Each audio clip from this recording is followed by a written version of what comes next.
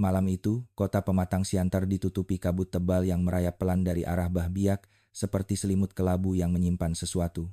Di usia 47 tahun, setelah puluhan kasus besar dan kecil, aku, Arman Lubis, penyidik kriminal, seharusnya sudah kebal dengan segala hal yang menyeramkan.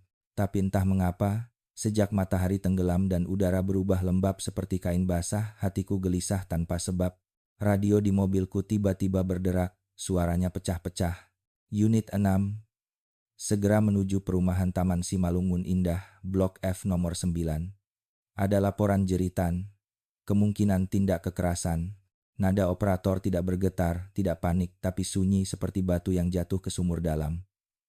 Nada seperti itu hanya muncul ketika mereka sendiri tak mampu menjelaskan apa yang baru mereka dengar. Aku menekan pedal gas, menembus kabut yang menggantung rendah. Jalanan basah sisa hujan, dan aroma tanah bercampur sesuatu yang sulit dijelaskan seperti besi, seperti darah. Ketika sampai di gerbang rumah itu, dua petugas patroli berdiri pucat, salah satunya memegang lutut, muntah tak henti di pinggir taman. Lampu strobo polisi memantul di kaca jendela besar, membuat bayangan seolah-olah ada tangan-tangan panjang menari di dinding rumah tersebut. Pak Arman, kami tidak berani masuk lagi, kata salah satu petugas, suaranya bergetar. Aku hanya mengangguk. Sudah menjadi tugas kami untuk melangkah ketika orang lain memilih mundur.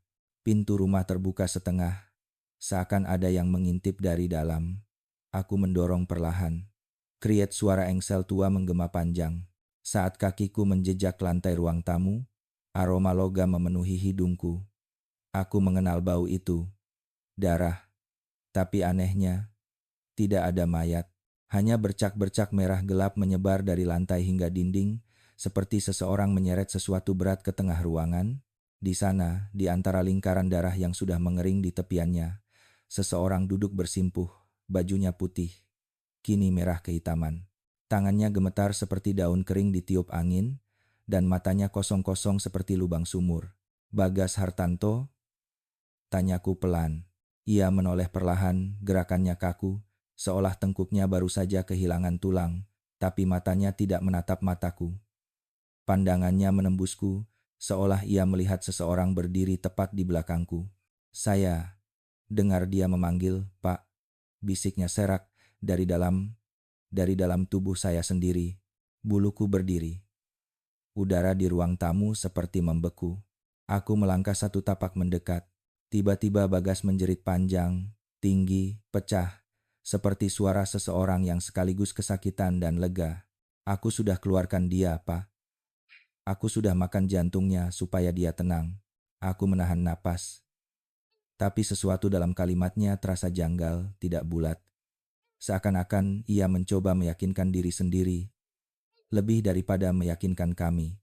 Aku memandang lantai. Di depan Bagas ada sebuah mangkuk besar berisi cairan merah gelap bercampur potongan daging.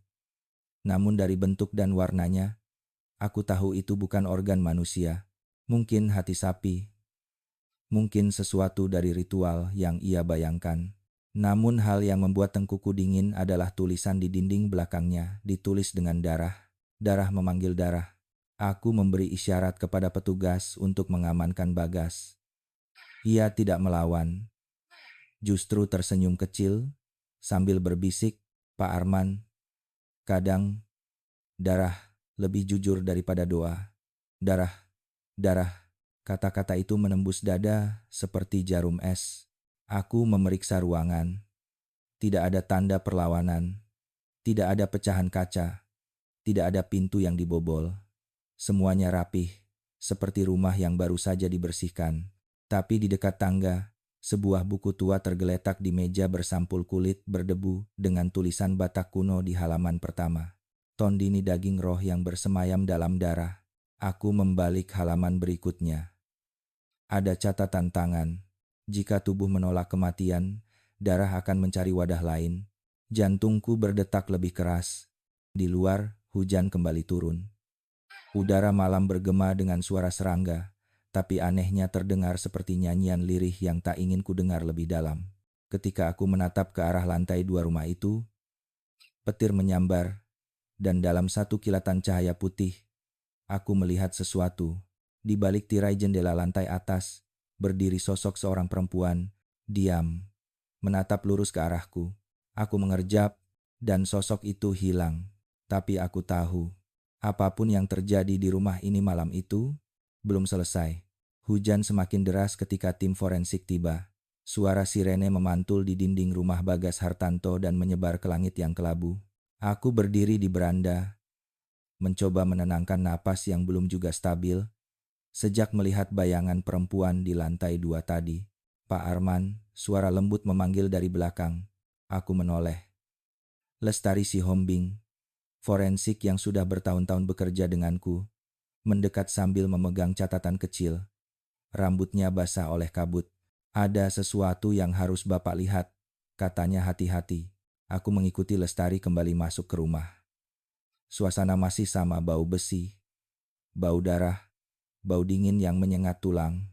Para petugas lain memotret setiap sudut ruangan, tapi tak satu pun berani melangkah terlalu jauh dari lingkar cahaya senter. Kami menuju dapur. Di sana, sebuah panci besar berada di atas kompor.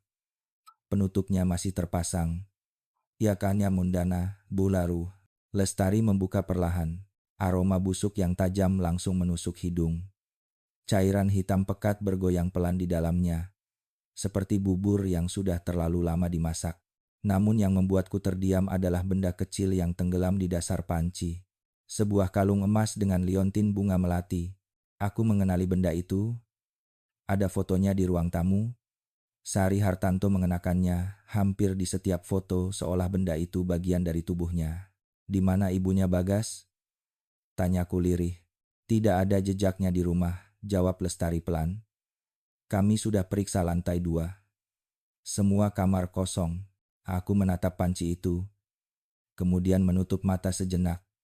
Ada sesuatu yang merayap di kuduku, bukan rasa takut, tapi bayangan firasat buruk. Firasat yang pekat seperti malam itu sendiri. Bawa semua ini ke lab, ujarku akhirnya. Dan tolong, jangan ada satupun yang berbicara ke media. Beberapa jam kemudian, aku kembali ke kantor. Malam masih panjang, tapi kepalaku terasa berat seolah ada batu yang diletakkan di dalamnya.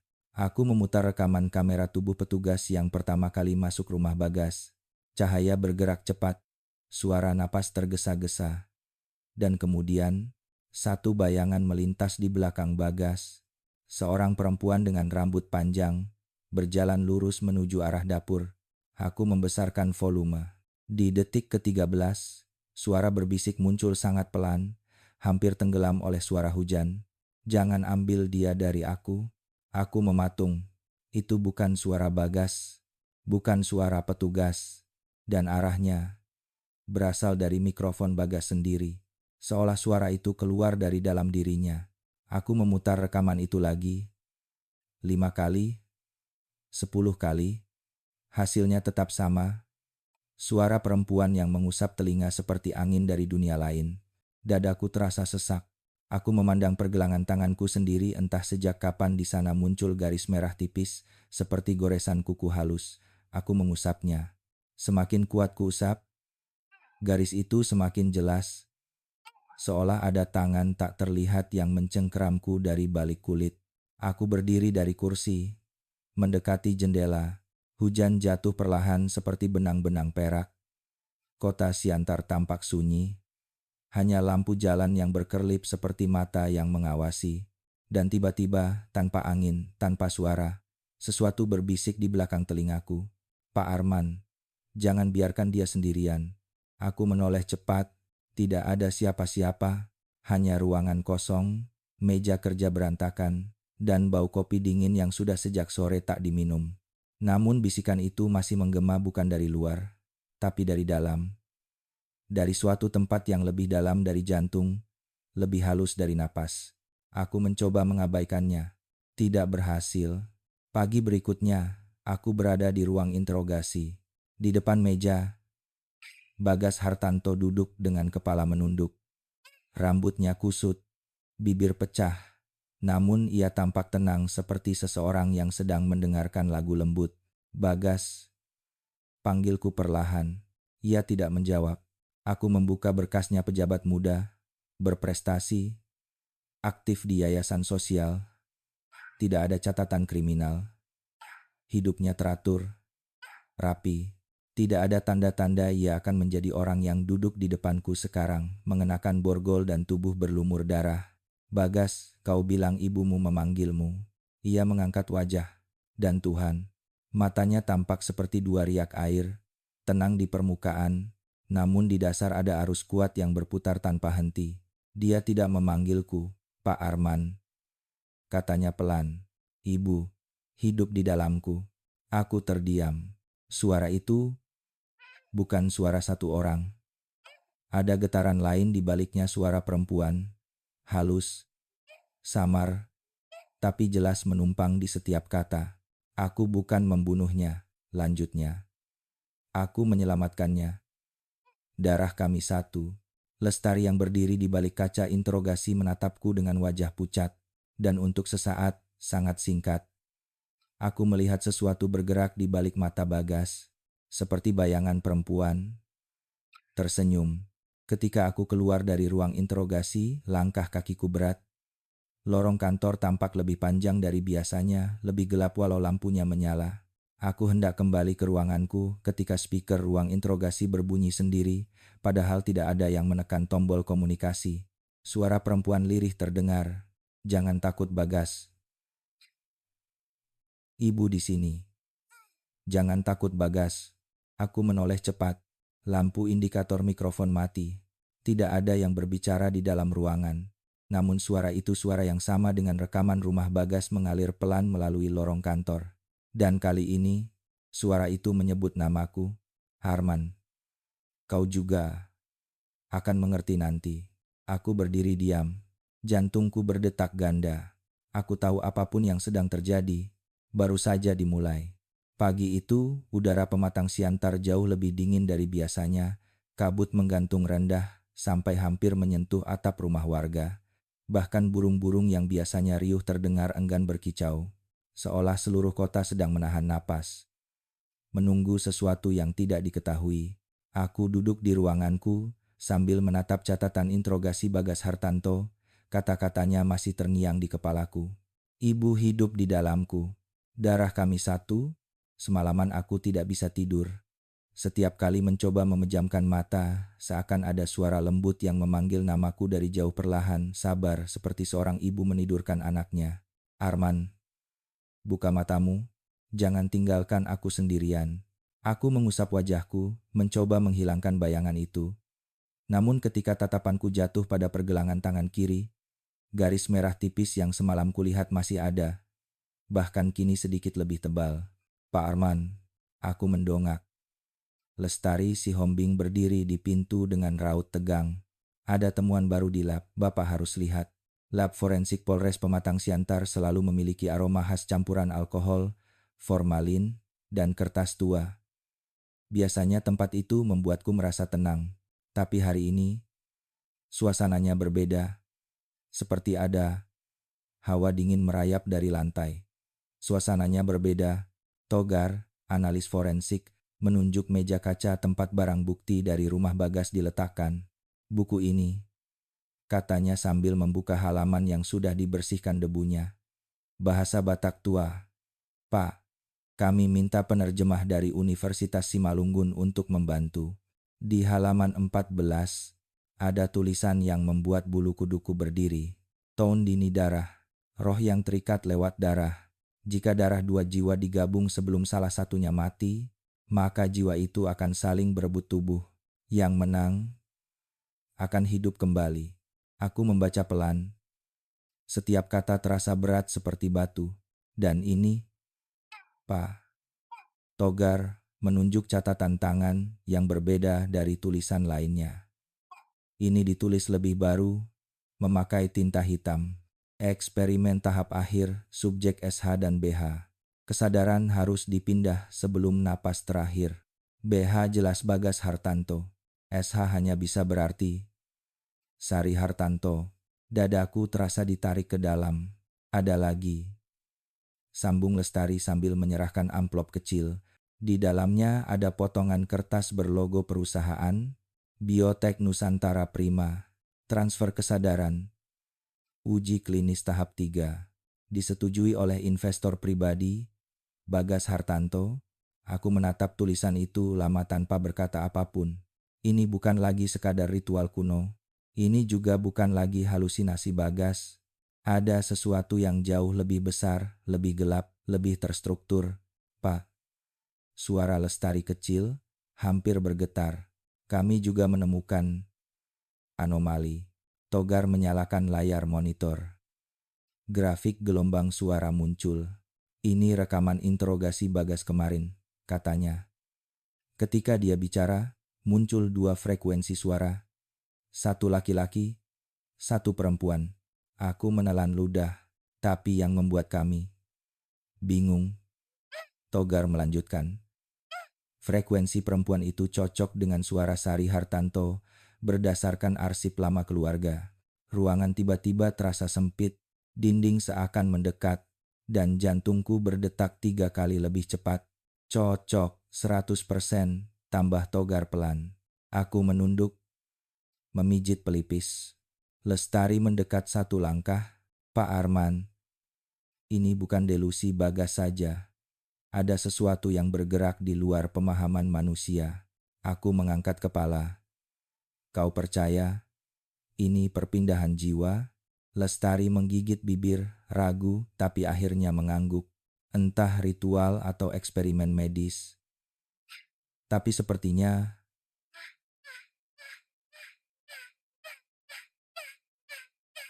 tidak mati, tidak mati, tidak mati.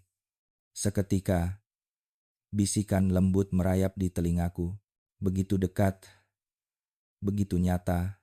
Aku tidak mati, Arman. Aku menoleh cepat, tidak ada siapa-siapa, tapi dingin merambat dari tengkuk ke tulang belakang. Sore itu aku kembali ke ruang interogasi. Bagas masih di sana, duduk diam menghadap tembok, seakan mendengarkan sesuatu dari arah yang tak terlihat. Bagas, panggilku. Ia menoleh perlahan. Bibirnya bergerak tanpa suara, seperti seseorang yang sedang berbicara dengan orang lain di dalam pikirannya. Apa kau dengar sesuatu? Tanyaku. Bagas tersenyum tipis. Dia bilang, kau mulai mendengar suara yang sama, Pak Arman. Aku terpaku. Aku bisa merasakannya, lanjutnya. Dia sedang mencarimu. Aku mundur setapak tanpa sadar. Nafasku tercekat, karena di saat itu, untuk pertama kalinya, aku merasakan sesuatu bergerak halus di bawah kulit pergelangan tanganku, seperti urat nadi yang tidak lagi mengikuti irama jantungku, melainkan mengikuti irama sesuatu yang lain, sesuatu yang hidup, sesuatu yang memanggilku. Ketika aku keluar dari ruang interogasi, lorong kantor terasa lebih dingin. Lampu di ujung lorong berkedip pelan, seolah ada seseorang yang berdiri tepat di bawahnya. Kemudian, dari speaker kecil di langit-langit, suara lirih muncul. Arman, jaga anakku. Suara perempuan itu lembut, tua, lelah, tapi sangat dekat. Aku menatap sekeliling. Tidak ada seorang pun. Namun bisikan itu terus menyelinap masuk ke dalam dada, merayap hingga ke tulang. Dan malam itu, untuk pertama kalinya, aku mulai bertanya apakah darahku masih milikku sendiri. Matahari sore menembus tirai tipis kantor, tapi cahaya itu terasa dingin seperti melewati air es. Di meja kerjaku, berkas kasus berserakan, namun pikiranku tak bisa fokus pada satu pun. Suara-suara kecil, samar namun berulang, terus menggema di telingaku. Bukan cukup keras untuk disebut teriakan, tapi tidak cukup pelan untuk diabaikan. Arman, jangan jauh, aku belum selesai. Kadang suara itu seperti perempuan tua, kadang seperti bisikan ibu yang menenangkan, dan terkadang terdengar seperti suara Bagas sendiri. Aku menekan jemari ke pelipis. Ini hanya stres, gumamku dalam hati. Kurang tidur, tekanan pekerjaan. Tapi semakin aku mencoba menenangkan diri, semakin suara itu terasa nyata. Tiba-tiba pintu ruanganku terbuka. Lestari si Hombing masuk terburu-buru, wajahnya pucat. Pak Arman, ada keadaan darurat. Suaranya serak, seperti baru menahan tangis. Aku berdiri cepat. Apa yang terjadi? Bagas Hartanto.